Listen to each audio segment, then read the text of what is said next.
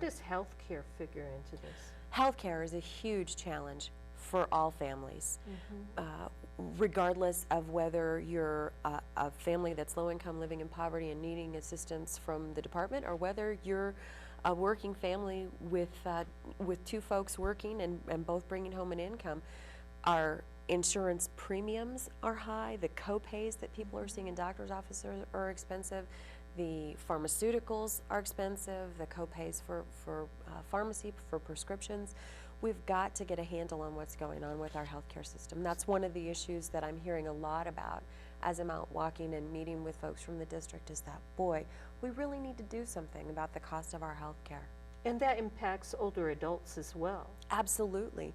It affects younger families, it affects older adults, it affects people across the board.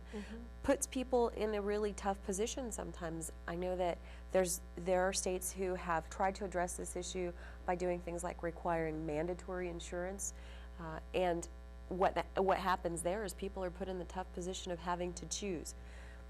Can I afford to pay my rent this month or my insurance premium? I mean, it's very challenging for families. So we really need to find a way to make sure that health care is affordable for families, because when hardworking people can't afford to meet their basic health care needs, then all of us pay the cost for that in the healthcare system. Oh, absolutely.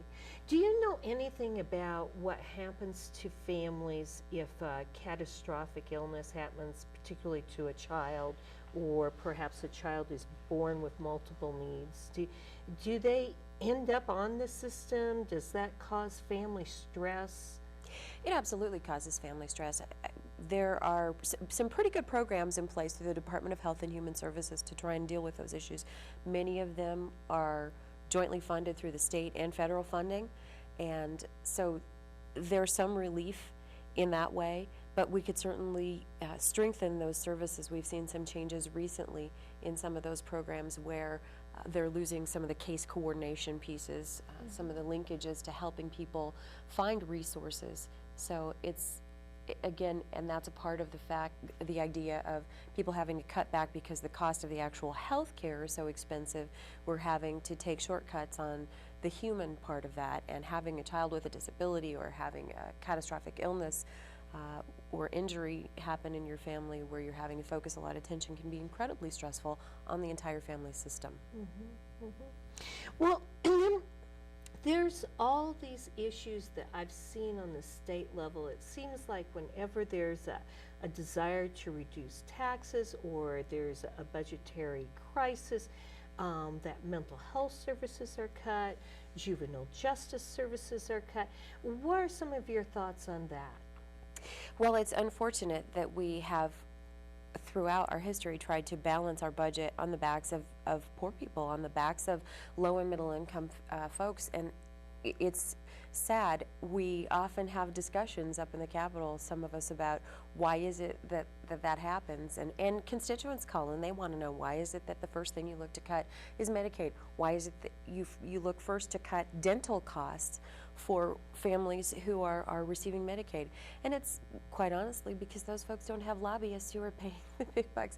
I love my lobbyist friends, but the reality is that there are folks out there who don't necessarily have strong advocates within the system that will fight for their interests.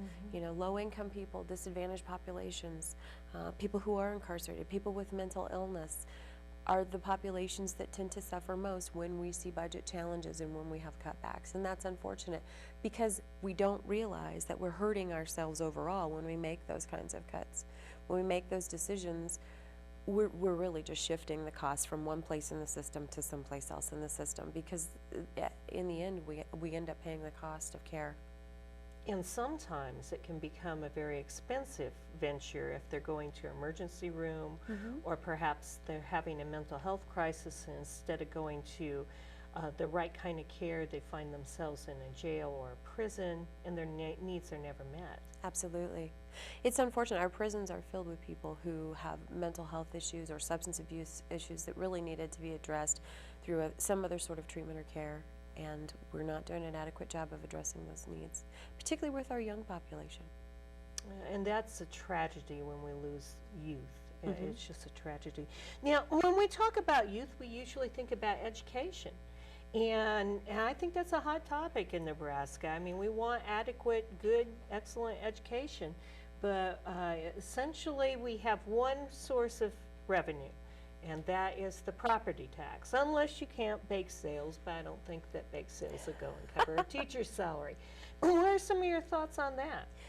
Well, I do think we need to reevaluate our education funding formula. One of the challenges that I've heard consistently from people as I've been walking around in the district and talking to people again is that their property taxes in particular are too high, and what we know is that that's directly related to education funding. In Nebraska's history, there have, in recent history, only been one time that I know that we've been successful in really reducing that impact on property taxes, and that's when we put more money into education from the state's perspective. We need to reevaluate that, and I think in particular we need to look at how we can better fund our capital needs in our communities. There is, for example, in my district, District 21, there's a school there that needs some capital renovations, and the bond issue is a touchy one in communities, particularly where there's a lot of land, and folks feel like it's not, the costs are not proportionally spread out. So we need to reevaluate that. So you're supportive of state aid then? Absolutely, yeah.